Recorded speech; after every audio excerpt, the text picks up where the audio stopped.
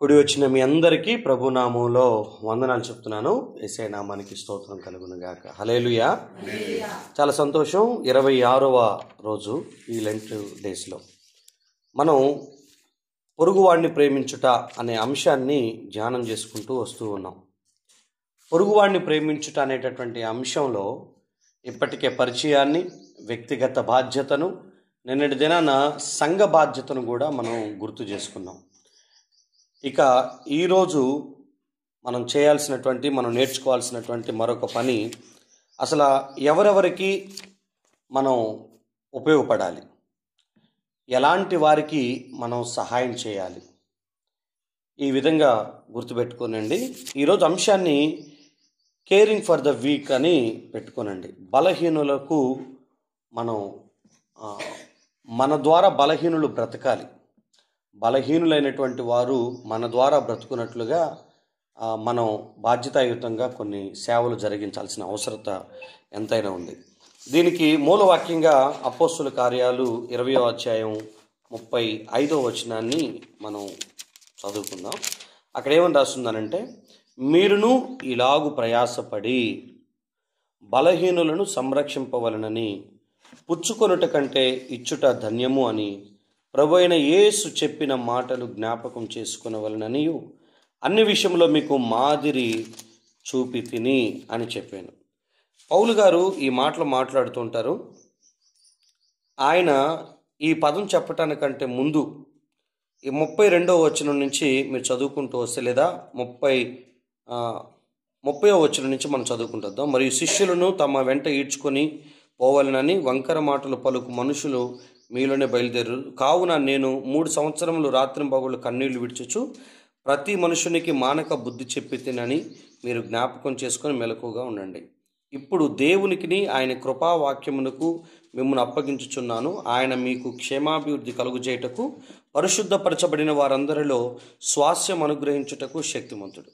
ఎవని వెండి, బంగారం, వస్త్రము నేను ఆశించలేదు. నా అవసరముల నిమిత్తమును నాతో ఉన్నవారి నిమిత్తమును ఈ నా చేతులు ఏం చేసినాయి, కష్టపడ్డాయని మీకే తెలుసు. మీరును ఇలాగ చేయండి అన్న పదం ఆయన అక్కడ మెన్షన్ చేస్తారు. మీరును ఇలాగ ప్రయాసపడి బలహీనులను సంరక్షించండి, పుచ్చుకోవటం కంటే ఇచ్చుటే ధన్యము అన్న పదాన్ని ఆయన మాట్లాడతారు. సో ఈరోజు బలహీనులను సంరక్షించుట అన్న ఈ పదాన్ని ఇలా మాట్లాడుకుందాం. బలహీనులు మీ వలన బ్రతకాలి, బలహీనులు బ్రతకాలి. సో క్రైస్తవుడిగా మనం చేయాల్సిన పని, మన ద్వారా ఎవరెవరికి మేలు పొందాలి, మన ద్వారా ఎవరెవరు సంరక్షించబడాలి, మన ద్వారా ఎవరెవరు బ్రతకాలి అనేటటువంటి అంశాలు మనం మాట్లాడుకోవటానికి ప్రయత్నం చేద్దాం. నేను సీరియల్ వైజ్గా ఒక్కొక్క విషయాన్ని జ్ఞాపకం చేస్తాను రండి. లేవీకాండం 25వ అధ్యాయం 35వ వచనం. లేవియాకాండం 25వ అధ్యాయం 35వ వచనంలో రాయబడినటువంటి మాట అక్కడ ఇలా రాస్తుంది. మనం బీదల విషయంలో ఎలాంటి దృక్పథం కలిగి ఉండాలో. పరవాసి అయినా అతిథి అయినా నీ సహోదరుడొకడు బీదవాడై నిరాధారుడై నీ యొద్దకు వచ్చిన ఎడల నీవు వానికి సహాయం చేయాలి. అతడు నీ వలన బ్రతకాలి. నీ దేవునికి భయపడి వాని యొద్ద వడ్డీనైనా తీసుకొనకూడదు. నీ సహోదరుడు నీ వలన బ్రతకవలెను. ఇక్కడ చాలా క్లియర్గా 2 సార్లు మెన్షన్ చేయబడినటువంటి మాట ఏంటనంటే, ఇదిగో పరవాసి అయినా అతిథి అయినా బీదవాడైతే నిరాధారుడైతే అతడు మీ వలన బ్రతకాలి.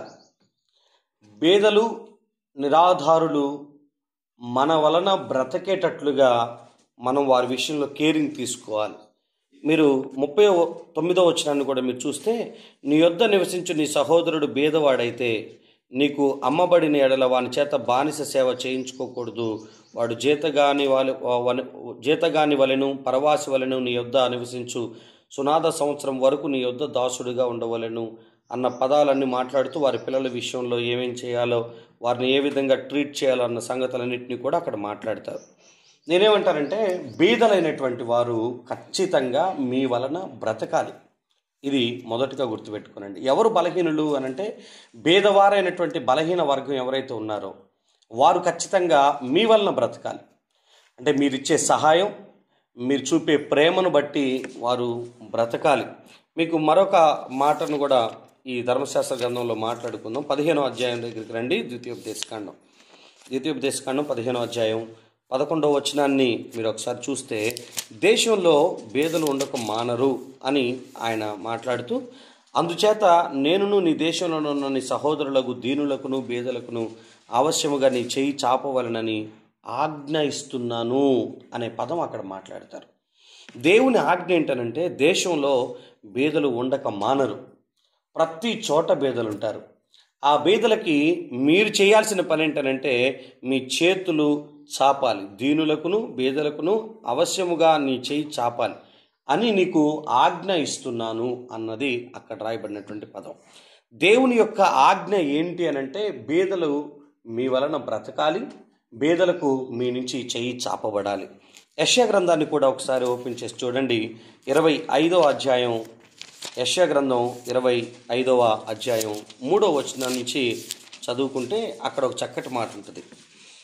అక్కడ, భీకరుల ఊపిరి గోడకు తగిలిన గాలివాన వలె ఉండగా నీవు బేదలకు శరణ్యముగా ఉంటివి. దరిద్రులకు కలిగిన శ్రమలో వారికి శరణ్యముగాను, గాలివాన తగులకుండా ఆశ్రయముగాను, వెట్ట తగులకుండా నీడగాను ఉంటివి. కాబట్టి బలిష్ఠులైన జనులు నిన్ను గనపరిచెదరు, భీకర జనములు పట్టణస్థులు నీకు భయపడుదురు అనే పదం అక్కడ రాసుంటుంది. పైన చూడండి, నీవు బేదలకు శరణ్యముగా, దరిద్రులకు శరణ్యముగా నువ్వు ఉండాలి. అలా నువ్వు ఉన్నావు కాబట్టి నువ్వు గనపరచబడతావు అనేటటువంటి పదాలు అక్కడ రాసున్నాయి.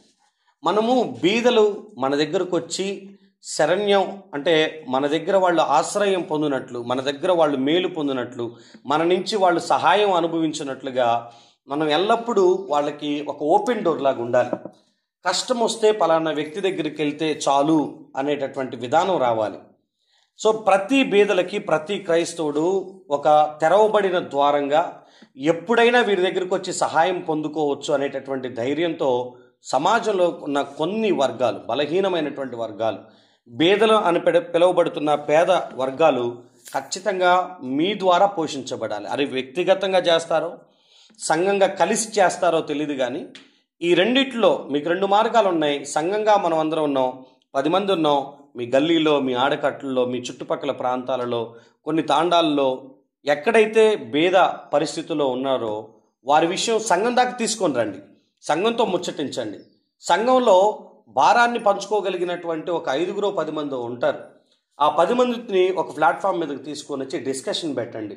ఇదిగో పలానా వర్గానికి మనం మేలు చేయాలనుకుంటున్నాం, పలానా ఇంటికి మనం సహాయం చేయాలనుకుంటున్నాం, పలానా వ్యక్తులు ఇలాంటి పరిస్థితుల్లో ఉన్నారన్న సమస్యని మీ మాట విని సహాయం చేయగలిగిన ఒక 10 మందినైనా పోగు చేసి లేదా సంఘానికి అనౌన్స్ చేసి ఆ సహాయాన్ని తీసుకెళ్ళి సంఘపరంగా వాళ్ళకి ఇవ్వండి. లేదా వ్యక్తిగతంగా చేయగలిగేదైతే వ్యక్తిగతంగా చేయటానికి మీరు ప్రయత్నం చేయండి. ఒకటి, బేదలైనటువంటి నిరాధారులైనటువంటి వ్యక్తులకి మీరు ఆశ్రయం అవ్వాలి, మీ ద్వారా వారు బ్రతకాలి. కాబట్టి మీ చేతుల్ని వారి కొరకు ముందుకు చాపాల్సిందిగా మిమ్మల్ని కోరుతున్నాను. రెండో విషయం, మత్తయి సువార్త 10వ అధ్యాయం 8వ వచనంలో శిష్యులకి కొన్ని మాటలు చెప్తూ వారిని పరిచర్యకి పంపిస్తూ వారికి దేవుడు తన అభిషేకాన్ని ఇచ్చిన తర్వాత ఆయన అంటారు కదా, రోగులను స్వస్థపరచండి, చనిపోయిన వారిని లేపండి, కుష్ఠరోగులను శుద్ధులుగా చెయ్యండి, దయ్యములను వెళ్ళగొట్టండి. ఇది మీరు ఉచితంగా పొందారు కాబట్టి ఉచితంగానే చెయ్యాలి అన్న మాట రాసుంటుంది. దీంట్లో ఈ పదాన్ని గుర్తుపెట్టుకోనండి. ప్రతిసారి మనం చెప్పాను కదా, అక్కర కొలది, వారి అక్కర కొలది అని అపోస్తులు 2వ అధ్యాయం 44-45 వచనాల్లో, 32-36 వచనాల్లో వారి అక్కర కొలది పంచిపెట్టిరి అన్న పదం డిఫరెంట్ నీడ్స్ ఉంటాయి అన్న సంగతిని మీరు అర్థం చేసుకోనండి. వివిధ రకాలైన అవసరాలు ఉంటాయి. అందరికీ ఒకటే అవసరం ఉండదు. ఒకరికి ఇదిగో ఆర్థికంగా వెనకబడి ఉంటే, కొంతమంది ఆరోగ్యపరంగా ఇబ్బందుల్లో ఉంటారు. రోగులను స్వస్థపరచండి అనే పదం ఉంది. రోగులను ఎలా స్వస్థపరచాలి? ఈ కాలంలో 2 పద్ధతులు ఉన్నాయి రోగులను స్వస్థపరచడానికి. ఒకటి, దైవిక స్వస్థత వాళ్ళకి చేకూర్చబడాలని ప్రార్థన ద్వారా వారికి స్వస్థతనివ్వటం. అది నూనె రాసి ప్రార్థన చేస్తామో, లేకపోతే దేవుడిని వేడుకుంటామో, వారి నిమిత్తమై ఉపవసిస్తామో తెలియదు, కానీ మనమైతే రోగులని స్వస్థపరిచే పనిలో ఉండాలి. రెండోది, రోగులను స్వస్థపరచడానికి మరొక వే ఉంది. అదేంటనంటే వారికి ఉన్న పరిస్థితి, వాళ్ళ రోగ విధానం, వాళ్ళకి రోగ నిర్ధారణ జరిగించడానికి వాళ్ళకి మనం ఏదన్నా మెడికల్ సపోర్ట్ చేయొచ్చు. అంటే మెడిసిన్ ద్వారా, ట్రీట్మెంట్ ద్వారా, లేకపోతే టెస్టుల ద్వారా, మనకు తెలిసినటువంటి వ్యక్తుల ద్వారా సహాయాన్ని అందించవచ్చు. ఇప్పుడు మన మధ్యలో ఒకళ్ళు ఉన్నారు, సో ఉపయోగించుకోవచ్చు. సో సంఘంలో ఎవరికైనా ఏదైనా బాగోలేనప్పుడు ఆశా వర్కర్గా ఉంటున్నటువంటి వ్యక్తుల యొక్క సపోర్ట్ తీసుకునండి. వారి నుంచి మెడిసిన్ వస్తుంది, వారి నుంచి కొంత ట్రీట్మెంట్ అందిద్ది. ఒకవేళ ప్రెగ్నెంట్ లేడీస్ ఉంటే వారికి, అంటే ప్రతి గ్రామానికి కొందరు ఆశా వర్కర్స్ ఉంటారు కనుక వారి సపోర్ట్ తీసుకోనండి. ఒకవేళ సంఘంలో లేకపోతే సంఘానికి అలాంటి వ్యక్తులు అందుబాటులో ఉండేటట్టు చూసుకోనండి. సంఘంలో పలానా వాళ్ళకి కొంచెం మెడికల్ ఎమర్జెన్సీ ఉంది, మీరు వచ్చి మీ దగ్గర ఉన్న మెడిసిన్స్తో వారికి ఏమన్నా చేయండి అని అడగండి. ప్రతిసారి చూడండి, మన జోబు నిండుగా ఉంటే మనం తీసి పెట్టాలి, మన జోబు నిండుగా లేకపోతే ఎవరి యొక్క ఆ సపోర్ట్ తీసుకోవాలో వారి సపోర్ట్ తీసుకొని పని జరిగించాలి. అంతేగాని కళ్ళ ముందు ఒక వ్యక్తి పరిస్థితి బాగోలేదని తెలిసిన తర్వాత మనకు తెలిసిన సలహా, మనకు తోచిన సహాయం చేయకపోతే మాత్రం అది ఇబ్బంది అవుతుంది. సో మనం మెడికల్ సపోర్ట్ కూడా చేయొచ్చు. అంటే ఒక వ్యక్తి స్వస్థపరచబడటానికి 2 రకాల మార్గాలు ఉన్నాయి. ఒక మార్గమేమో ప్రార్థన ద్వారా స్వస్థపరచడం, ఇంకొక మార్గమేమో మెడికల్ సపోర్ట్ చేయటం. అంటే టెస్టులకి, లేకపోతే ట్రీట్మెంట్కి, లేదా మెడిసిన్స్కి మనం సపోర్ట్ చేస్తూ వారిని ఆరోగ్యవంతులుగా మార్చడానికి మనం ప్రయత్నం చేయటం. ఈ రెండు అవసరమే. నీకు తెలిసిన డాక్టర్లు ఉంటే తీసుకొని వెళ్ళాలి. సర్కార్ దవాఖానలో కొంత ఏదన్నా మేలు ఉంటుంది, మీకు పరిచయాలు ఉంటాయి అంటే తీసుకొని వెళ్ళాలి, వారికి ఏదన్నా చేయాలి. ఇంకొక మాట జ్ఞాపకం చేస్తున్నాను, రోగులను స్వస్థపరచుటలో మరొక పద్ధతి. ఒకటేమో ప్రార్థన ద్వారా, రెండోదేమో మీరు మెడికల్ సపోర్ట్ చేయటం ద్వారా, మూడోది వచ్చేసరికి రోగులు మానసికంగా చాలా కృంగిపోయి ఉంటారు. కాబట్టి మీరు చేసే విజిటింగు, అంటే రోగంతో ఉన్న వారిని మీరు పలకరించే పలకరింపు, వెళ్ళి దర్శించి వారితో మాట్లాడేటటువంటి మాట దాదాపుగా వారికి పాజిటివ్నెస్ ఇస్తుంది. అంటే నేను బాగుపడతాను, మీరు వెళ్ళినప్పుడు కొంచెం ధైర్యపు మాటలు చెప్తారు కనుక మానసికంగా దృఢంగా అవుతారు, చాలా జల్దీ కోలుకోవటానికి సహాయం అవుతుంది. రోగులు స్వస్థపరిచే విధానంలో ఈ 3 పద్ధతులు ఖచ్చితంగా మీరు అవలంబించండి. మీ ద్వారా వాళ్ళు దైవిక స్వస్థతను, మీ ద్వారా వాళ్ళు మెడికల్ పరంగా వైద్యపరమైనటువంటి స్వస్థతను, మీ ద్వారా వాళ్ళు మానసిక స్వస్థతను అనుభవించినట్లుగా మీరు వారికి సహాయం చేయుదురుగాక. ఈ మెడికల్ కోర్సులో, క్రిస్టియన్ మెడికల్ కోర్సులో హోలిస్టిక్ అప్రోచ్ అని ఒక పద్ధతి ఉంటుంది. హోలిస్టిక్ అప్రోచ్ ఏంటనంటే డాక్టర్లు పలు రకాలు. ఒక డాక్టర్ ఏమో శరీరానికి మాత్రమే వైద్యం చేస్తాడు, కొంతమంది డాక్టర్లు మానసిక స్థితికి మాత్రమే వైద్యం చేస్తారు. కానీ క్రిస్టియన్ అనేటటువంటి ఆయన హోలిస్టిక్ అప్రోచ్ చేయాలంట. అంటే అతను మానసికంగాను శారీరకంగాను మాత్రమే కాక ఆత్మీయంగా కూడా ఆ వ్యక్తిని మీరు స్వస్థపరచగలగాలి, ఆ వ్యక్తిని అలాగ కూడా కలవాలి. ఎందుకనంటే అన్ని రోగాలు ఒకదాన్ని బట్టే వస్తాయి అంటానికి లేదు. ఆధ్యాత్మిక లోటుపాట్లు కొన్నిసార్లు వివిధ రకాల రోగాలకు కూడా కారణం కావచ్చు. కనుక హోలిస్టిక్ అప్రోచ్ చేసి పాపాన్ని బట్టి వచ్చేటటువంటి రోగాల విషయంలో వారితో మాట్లాడి వారిని ప్రభు వైపు తిప్పటానికి మనం ప్రయత్నం చేయాలి. ఆ తర్వాత మరొక విషయాన్ని జ్ఞాపకం చేద్దాం. ఒకటేమో బీదలు లేదా నిరాధారులు మిమ్మల్ని బట్టి బ్రతకాలి, రెండోది రోగులు స్వస్థపరచబడాలి, మూడోది యాకోబు పత్రిక 1వ అధ్యాయం 27వ వచనంలో రాయబడినటువంటి మాట ప్రకారంగా నిష్కలంకమైన పవిత్రమైనటువంటి భక్తి తండ్రి ఎదుట ఏది అనంటే దిక్కులేని పిల్లలను, ఈ పదం గుర్తుపెట్టుకోనండి, దిక్కులేని పిల్లలను, విధవరాండ్రను వారి ఇబ్బందుల్లో పరామర్శించుట.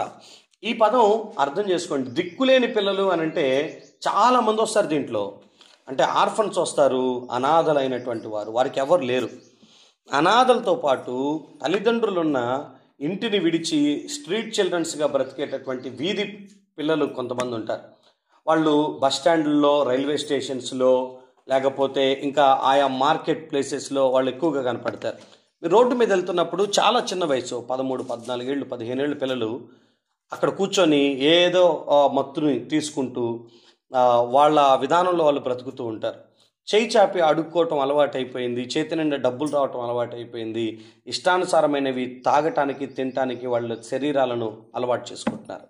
దాదాపుగా రైల్వే స్టేషన్స్లో మనకి ఎప్పుడైనా గ్రూప్ సికి సంబంధించి, గ్రూప్ డికి సంబంధించినటువంటి ఉద్యోగాలు పొందినటువంటి ఎంప్లాయీస్ వాళ్ళు ఎవరు పనిచేయట్లే ఈ మధ్య.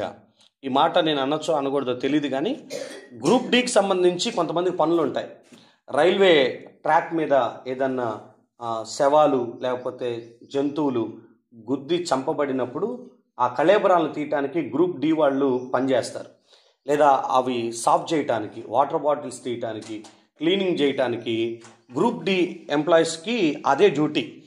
కానీ ఏం చేస్తారంటే అక్కడ ప్లాట్ఫామ్ల మీద బాటిల్ ఏరటానికైనా, జంతువుల్ని తీయటానికైనా, మనుషుల శవాలను తీయటానికైనా, వాష్రూమ్స్ని క్లీన్ చేయటానికైనా కొన్ని స్టేషన్స్లో నేను చూశాను కాబట్టి ఆ పేర్లు నేను చెప్పట్లేదు, కానీ నేను చూశాను కనుక వాళ్ళను ఉపయోగించి వాళ్ళకి ఎంతో కొంత ఒక 100 రూపాయలు 150 రూపాయలు ఇచ్చి వాళ్ళ చేత పని చేయించటం.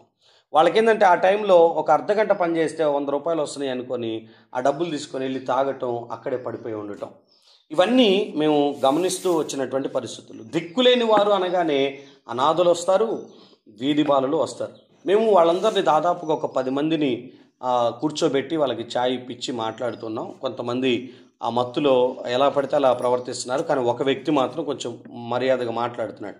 వరంగల్ నుంచి ట్రైన్ ఎక్కి ఇంట్లో అమ్మ నాన్న మాట వాళ్ళ విషయంలో కొంచెం ఇబ్బంది పడి వాళ్ళు కొట్టారనో తిట్టారనో ట్రైన్ ఎక్కి వచ్చేసేసాడు. దాదాపుగా గుంటూరు ప్రాంతంలో రైల్వే స్టేషన్లో ఆడ కూర్చున్నాడు. ఆ వ్యక్తితో మాట్లాడి బయటకు తీసుకుని వెళ్ళి మందిరానికి యూత్ మీటింగ్కి అటెండ్ చేయించి అతని స్టోరీ అంతా అడుగుతున్న క్రమంలో వాళ్ళు చెప్పినటువంటి మాటల్లో ఇగో ఈ మాటలు ఉన్నాయి. ఇలా వచ్చేసేసాం, మేము ఈ పని చేస్తుంటాం. వైట్నర్ అని ఒకటి ఉంటుంది, మనం రాసుకుంటూ ఉంటాం కదా, ఎప్పుడైనా బ్లూ పెన్ను అనుకోకుండా ఒక అక్షరం ఉంటే దాన్ని తుడిపేయడానికి వైట్నర్ ఉపయోగిస్తారు. ఆ వైట్నర్ని తీసుకొని కర్చీఫ్లు వేసుకొని ఆ కెమికల్ని స్మెల్ పీలుస్తూ ఆ మత్తులోనే వాళ్ళు అక్కడక్కడే తిరుగుతూ ఉన్నారు. వాళ్ళకి ఇంత వైట్నర్ దొరికితే చాలు, ఆ వైట్నర్ ఒక 20 రూపాయలు 30 రూపాయలు వైట్నర్ కొనుక్కోవడానికి అడుక్కుంటారు. లేదా రైల్వే డిపార్ట్మెంట్ వాళ్ళు ఏది చెప్తే అది చేస్తూ ఉంటారు.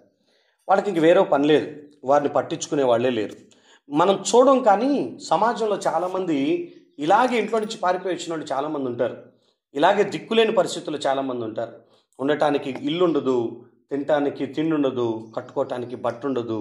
ఏ యొక్క చిన్న ఆ రైల్వే ట్రాక్ కిందనో, ఏ షాప్ ఎప్పుడు క్లోజ్ చేస్తారో ఆ షాప్ కింద పడుకుందాం అనుకోనో చాలా రకాలైనటువంటి ఇబ్బందుల్లో ఉంటారు. దిక్కులేని వారిని వారి ఇబ్బందుల్లో పరామర్శించటం అనేటటువంటి ఆ ప్రక్రియ మన ద్వారా సమాజానికి జరగాలి. ఎందుకంటే సొసైటీలో కొన్ని ప్రభుత్వాలు పట్టించుకున్నాయి, కొంతమంది డిపార్ట్మెంట్ పట్టించుకుంది, కొంతమంది పట్టించుకునే పరిస్థితి ఉంది. ఇప్పటికీ మన నిజామాబాద్లో మీరు రైల్వే స్టేషన్కి యువతల ఒక గవర్నమెంట్ ప్లేస్ ఒకటి ఉంటుంది, ఒక చిన్న ఆఫీస్ ఉంటుంది. ఎవరైనా దిక్కులేని పరిస్థితుల్లో ఉంటే అక్కడికి వెళ్ళిపోవచ్చు. ఆడ పడుకోవటానికి వసతి ఉంది. అక్కడ ఫుడ్ కూడా ఒక పూటకో 2 పూటలకు ఏర్పాటు చేస్తారు. అంటే ఏమీ లేని వాళ్ళ కోసం పెట్టింది. చాలామందికి అది తెలియదు. మీకు ఒకవేళ అలాంటి వాళ్ళు కనపడితే ఆ అడ్రస్ చెప్పండి, అక్కడికి వెళ్తే అంత ముద్ద దొరుకుతుంది, అక్కడ షెల్టర్ దొరుకుతుంది. ఒకవేళ ఆడవాళ్ళు అని అనుకుంటే వాళ్ళకి వసతి గృహాలు ఉన్నాయి కొన్ని. మీరు అలాంటి వాళ్ళకి ఆ వసతి గృహాల అడ్రస్ చెప్పండి, అక్కడికి వెళ్తే ఆడవాళ్ళని తీసుకుంటారు, లోపల పెడతారు. కొన్ని కొన్ని ఆఫీసెస్ ఉన్నాయి. ఆడవాళ్ళు ఎప్పుడైనా ఇంట్లో గొడవపడో, ఇంట్లో నుంచి బయటకు వచ్చేసేసో, తల్లిదండ్రుల్లో భర్త మీదో కోపంతోనో భయంతోనో ఆపదల్లోనో బయటకు వచ్చేసేస్తే అలాంటి వాళ్ళకి కొన్ని ఆడవాళ్ళకి సంబంధించినటువంటి కొన్ని గృహాలు ఉన్నాయి. సో నేనేమంటానంటే చేతనైనటువంటి పని దిక్కులేనటువంటి వారికి, కొన్నిసార్లు విధవరాండ్రకి మనం చేయాల్సిన పనులు మనం జరిగించాలి. బైబిల్లో చాలా వరకు సంఘం విధవరాండ్ర విషయంలో వారిని పోషించాలి, వారిని ఆదరించాలి అనేటటువంటి ఆజ్ఞలను పొందుకోగలిగింది. సో దిక్కులేని పిల్లలను, విధవరాండ్రను వారి వారి ఇబ్బందుల్లో పరామర్శించటం అనేది మూడోది. నాలుగోది లోకాసువార్త 10వ అధ్యాయం 25 నుంచి 37 వచనాల వరకు మనం చదువుకున్నాం. ఆపదలో ఉన్నటువంటి ఒక వ్యక్తిని సమరయుడు అనేటటువంటి వ్యక్తి వెళ్ళి ఆదుకొని అతన్ని బాగు చేసినటువంటి విధానం మనం చూస్తాం. అతడు దగ్గరికి వెళ్ళాడు, జాలిపడ్డాడు, నూనె రాశాడు, ద్రాక్షరసం త్రాగించాడు, ఇదిగో అతని గాయములను కట్టాడు, అతని కోసం 2 కాసులు డబ్బులు వెల చెల్లించాడు, మరలా రీవిజిట్ చేసి మరలా పైసలు ఇస్తానని చెప్పాడు. వీటిని బట్టి నేనేమంటానంటే ఆపదలో ఉన్న వారికి కూడా మన నుంచి ఎంతో కొంత సహాయం, ఎంతో కొంత మన నుంచి సంరక్షణ అలాంటి వ్యక్తులకి అందాలి. కొన్నిసార్లు మనం చేసే ఆ చిన్న సహాయం, ఆపదలో ఉన్న వారికి మనం చేసే కొద్దిపాటి సహాయం వారి జీవితాన్ని నిలబెడుతుంది, బ్రతుకుతుంది. అందుకే ఈరోజు ఈ టైటిల్ బలహీనులు నిన్ను బట్టి బ్రతకాలి అనేటటువంటి విషయం మీరు అర్థం చేసుకోవాలి. యెషయా గ్రంథం 58వ అధ్యాయం దగ్గరికి రండి. 7వ వచనం 8వ వచనం మరొక మాట చదువుకుందాం. యెషయా గ్రంథం 58. మనం ఉపవాస ప్రార్థన గురించి మాట్లాడుకుంటున్నప్పుడు ఈ అధ్యాయాన్ని ఎక్కువగా ధ్యానం చేసుకున్నాం. 7-8లో నీ ఆహారం ఆకలిగొనిన వారికి పెట్టుటయు, నీ రక్త సంబంధికి ముఖం తప్పింపకుండుటయు, దిక్కుమాలిన బేదలను నీ ఇంట చేర్చుకునుటయు, వస్త్రహీనుడు నీకు కనపడినప్పుడు వానికి వస్త్రములు ఇచ్చుటయు. మీకు 3 విషయాలు కనిపిస్తున్నాయి. ఆహారం, 2 చేర్చుకోవటం ఇంట, 3వది వస్త్రం. అప్పుడప్పుడు భూమి మీద ఈ పదం మాట్లాడు, మనిషికి ఏం కావాలి అని అంటే కూడు, గూడు, గుడ్డ, ఈ 3 కదా మాట్లాడేది. ఏం కావాలంట? కూడు కావాలి, గూడు కావాలి, బట్ట కూడా కావాలి. సో మనం ఈ 3 ఏదైనా చేయొచ్చు. మరి ఇప్పుడు పెడుతున్నారో లేదో తెలియదు కానీ ఒకప్పుడు మీరు సరిగ్గా రాజీవ్ గాంధీ ఆడిటోరియంకి గ్రంథాలయం వెళ్ళే రూట్ ఒకటి ఉంటుంది. ఆ గ్రంథాలయానికి వెళ్ళేటటువంటి ఆ లైబ్రరీకి వెళ్ళే రూట్లో ఒక ప్లేస్లో, అంటే ఆ గోడ కానుకొని ఒక ప్లేస్లో ఆ వస్త్రాలు ఇక్కడ వేయొచ్చు, మీ దగ్గర ఎక్కువ ఉన్న వస్త్రాలు ఇక్కడ వేయొచ్చు, లేని వాళ్ళకి ఇవ్వటానికని పెట్టారు. మరి ఇప్పుడు ఉంచారో తీశారో నాకు తెలియదు కానీ మన దగ్గర ఎక్కువగా ఉన్నటువంటి బట్టలు, మనం వాడకుండా ఇంట్లోనే అలా ఉండిపోయినటువంటి బట్టలని, చీరలు కానీ, బట్టలు కానీ, షర్ట్స్ కానీ, ప్యాంట్స్ కానీ తీసుకెళ్ళిపోయి స్వచ్ఛందంగా మనం దాంట్లో వేయచ్చు. ఆ బాక్సులు వేస్తే ఏమవుతుందనంటే ఎవరైనా లేని పరిస్థితిలో ఉన్న వాళ్ళు ఆ చీర తీసుకొని కట్టుకుంటారు, ఆ చొక్కా తీసుకొని వాడుకుంటారు, ఆ ప్యాంట్ తీసుకొని వాడుకుంటారు, వాళ్ళకై ఉపయోగపడేటట్లుగా చేస్తారు. సో మీరు మనం చెయ్యాలి అని అంటే భూమి మీద మస్తు పనులు ఉన్నాయి. మనం ఇతరులకు ఉపయోగపడాలన్న మనసు ఉండాలే కానీ చాలా దారులు ఉన్నాయి. ఈ ఆలోచనలు చాలామందికి వచ్చినాయి. అంటే మానవత్వం కలిగిన ప్రతి మనిషి మతానికి సంబంధం లేకుండా ఇంకొక మనిషికి సహాయం చేయటానికి ముందుకొచ్చిన వాళ్ళు చాలామంది ఉన్నారు. సో వస్త్రాలను కూడా ఇవ్వాలా, అది కూడా అంత అవసరమా అంటే మీరు బయటికి వెళ్ళి గమనించండి. ఆ మాత్రపు చొక్కా లేక, ఆ మాత్రపు చీర లేక, ఆ మాత్రపు ప్యాంట్ లేక వాళ్ళ సిగ్గును కప్పుకునే పరిస్థితి కూడా లేకుండా బయట తిరుగుతున్న వాళ్ళు చాలామంది ఉన్నారు. మీరు తీసుకెళ్ళి ఇవ్వగలిగే ఆ పరిస్థితి ఖచ్చితంగా మేలుకరంగానే ఉంటుంది. సంఘాలు ఉన్నాయి కదా మనకి, సంఘాలందరం కలిసి ఇదిగో కొన్ని వర్గాల వారికి ఎవరెవరికి మన నుంచి సహాయం అందాలో వారికి సహాయం అంది తీరాలి. లేకపోతే వారు సర్వైవ్ అవటం చాలా కష్టమవుతుంది, వాళ్ళు బ్రతకటం కష్టమవుతుంది. వస్త్రాలు ఇవ్వటం కావచ్చు, రెండోది వారికి ఆహారం పెట్టడం కావచ్చు. ఫుడ్ డిస్ట్రిబ్యూషన్ మనం నెలకొకసారి జరిగిస్తే చాలామంది ప్రతిరోజు ఫుడ్ డిస్ట్రిబ్యూషన్ చేస్తారు. హైదరాబాదు గాంధీ హాస్పిటల్ ఆపోజిట్లో నేను మన వాళ్ళని ఎవరైనా కొంతమందిని తీసుకొని వెళ్ళినప్పుడు ఎర్లీ మార్నింగ్ అందరూ లైన్లో ఉంటారు. ఏంటిది అని చూస్తే ఫ్రీగా టిఫిన్స్ పెడతారు. దాంట్లో అంటే ఉస్మానియా దగ్గర, గాంధీ దగ్గర మీరు ఈ 2 చోట్ల చూస్తారు. నిమ్స్ దగ్గర నేను గమనించలేదు కానీ ఈ 2 చోట్ల మాత్రం నేను గమనించా. మనకి ఇక్కడ బస్టాండు, రైల్వే స్టేషన్ దగ్గర కూడా అప్పుడప్పుడు ఫ్రీ ఫుడ్ని ఏర్పాటు చేసేటటువంటి పరిస్థితులు కూడా ఉన్నాయి. వాళ్ళు ఏం చేస్తారంటే ఉదయం వచ్చి టిఫిన్ పెట్టి వెళ్ళే వాళ్ళు ఒకళ్ళు ఉంటారు. ఎవ్రీడే వాళ్ళు టిఫిన్ పెడతారు. రెండోది ఎవ్రీడే లంచ్ ఏర్పాటు చేసేవాళ్ళు ఉంటారు. ఎవ్రీడే నైట్ డిన్నర్ పెట్టేవాళ్ళు ఉంటారు. ఇలా ప్రతి పూట ఉచిత భోజనం కింద కొందరి ఆకలి తీర్చడానికి ప్రయత్నం చేస్తారు. మన ప్రభుత్వం వారు కూడా ₹5 యొక్క భోజనాన్ని ఏర్పాటు చేస్తారు. ₹5 ఏర్పాటు చేస్తారు. చేతిలో డబ్బులు లేవు, ఆకలి అవుతుంది, ₹5 పెట్టినా కూడా భోజనం దొరుకుతుందా అంటే దొరుకుతుంది. తెలంగాణలో ఆ వెసులుబాటు ఉంది. హైదరాబాద్ లాంటి ప్రాంతాల్లో ₹5కే కొన్ని భోజన వసతులు ఉన్నాయి.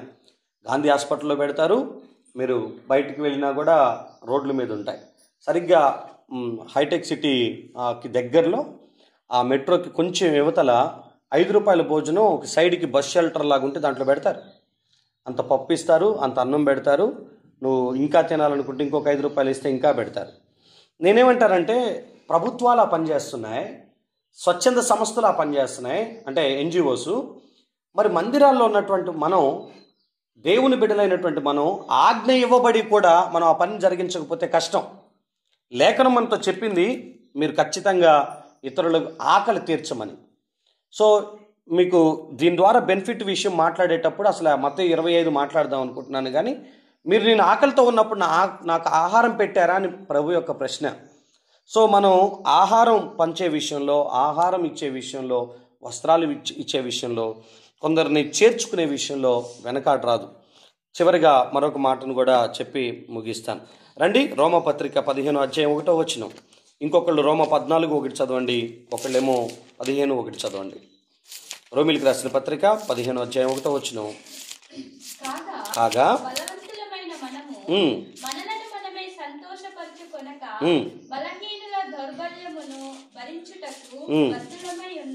బలవంతులమైన మనమంట మనల్ని మనమే సంతోషపరచుకోకుండా బలహీనుల దౌర్బల్యమును భరించుటకు బద్ధులమై ఉన్నాము. తన పొరుగువానికి క్షేమాభివృద్ధి కలుగునట్లు మనలో ప్రతి వాడును మేలైన దాని యందు అతనిని సంతోషపరచాలి. క్రీస్తు కూడా తాను సంతోషపరచుకోలేదు కదా. చాలా చక్కటి మాటలు ఏంటనంటే, మీరు బలవంతులు అయితే బలహీనుల విషయంలో మీరు ఎలా ఉండాలి? వారికి సహాయం చేయాలి, వారి దౌర్బల్యాన్ని మీరు భరించాలి. దీనికి మీరు బద్ధులై ఉన్నారు. దానికోసమే మీరు కమిటెడ్గా మీరు బ్రతకాలి. 14:1 చూడండి. విశ్వాస విషయమై బలహీనుడైన వారిని చేర్చుకొనుడి, ఆయనను సంశయములను తీర్చుటకు వాదములను పెట్టుకోవద్దు. కొన్నిసార్లు విశ్వాస విషయంలో బలహీనులు, కొన్నిసార్లు శారీరక పరిస్థితుల్లో బలహీనులు. మీకు ఇంకా తెస్సలోనిక మొదటి పత్రిక 5:14 అక్కడొక మరొక పదం రాయబడి ఉంటుంది. బలహీనులకి మీరు ఊతమియాలి అనేటటువంటి పదం చూడండి. తెస్సలోనిక మొదటి పత్రిక 5:14 ఏమని రాస్తుంది అక్కడ? రైట్.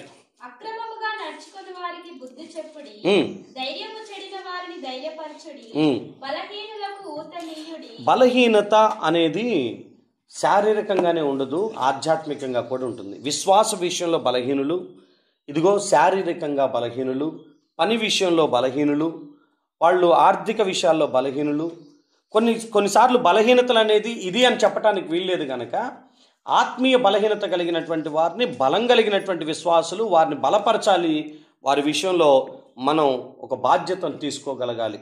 సో ఇక్కడ ఇవ్వబడినటువంటి పదాలు, వారికి ఊతమియ్యండి, వారిని మీరు బలపరచండి, వాదనలు పెట్టుకోవద్దు, వారిని మీరు సంరక్షించే పనిలో ఉండాలి.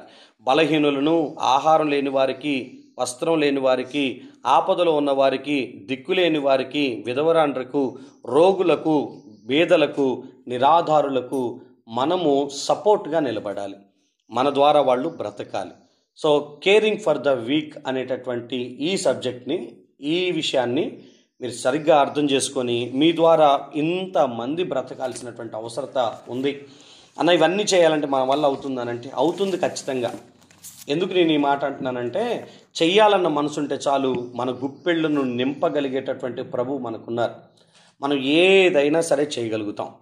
సంఘంగా వ్యక్తిగతంగా చేయలేకపోతే సంఘం ఉన్నాంగా, అందరం కలిసి తలా ఒక చేసుకుంటే చాలా గొప్ప పనులు చేయొచ్చు. ఇప్పుడు రక్తదానం జరిగించినటువంటిది, చలివేంద్రాలు పెట్టించినటువంటి ప్రోగ్రామ్స్, లేకపోతే ఆహార పంపిణీ విషయంలో కావచ్చు, లేకపోతే శిశు కేంద్రాల్లో మనం ఇచ్చిన వస్తువులు కావచ్చు, లేకపోతే అనాథాశ్రమంలో మనం పంచినటువంటి కొంత స్టేషనరీ కావచ్చు, చెప్పులు కావచ్చు, ఇవన్నీ, లేకపోతే బ్లాంకెట్స్ డిస్ట్రిబ్యూషన్ విషయంలో కావచ్చు, ట్రాన్స్జెండర్స్ మధ్యలోనికి మనం వెళ్ళి చేసేటటువంటి కార్యక్రమాలు కావచ్చు. ఇవన్నీ దేని కొరకు చేస్తాము అనంటే మన వల్ల ఇన్ని వర్గాల వాళ్ళు బ్రతకాలి అని. సో రాబోతున్న కాలంలో సంఘంగా ఏర్పడిందే 10 మందికి ఉపయోగపడటం కోసం అయితే ఈ సంఘాన్ని బట్టి ప్రభు నామానికి మహిమ కలుగును గాక. మోకరించండి, కళ్ళు మూసుకోనండి, ప్రార్థన చేసుకొని మనం క్లోజ్ చేసుకుందాం. నా మంచి తండ్రి, మీకు వందనాలు. ఈ సమయంలో నీ ఘనమైన నామం చేరి ప్రార్థన చేస్తున్నాను. పరిశుద్ధుడా, మా ఉన్నతమైనటువంటి దేవా, మీకు వందనాలు. నా తండ్రి, నిజమే మేము బలహీనులు, మా వలన బ్రతకాలి, బలహీనులు బ్రతకాలయ్యా. అయ్యా, వారి నిమిత్తమై వారిని మేము సంరక్షించాలి.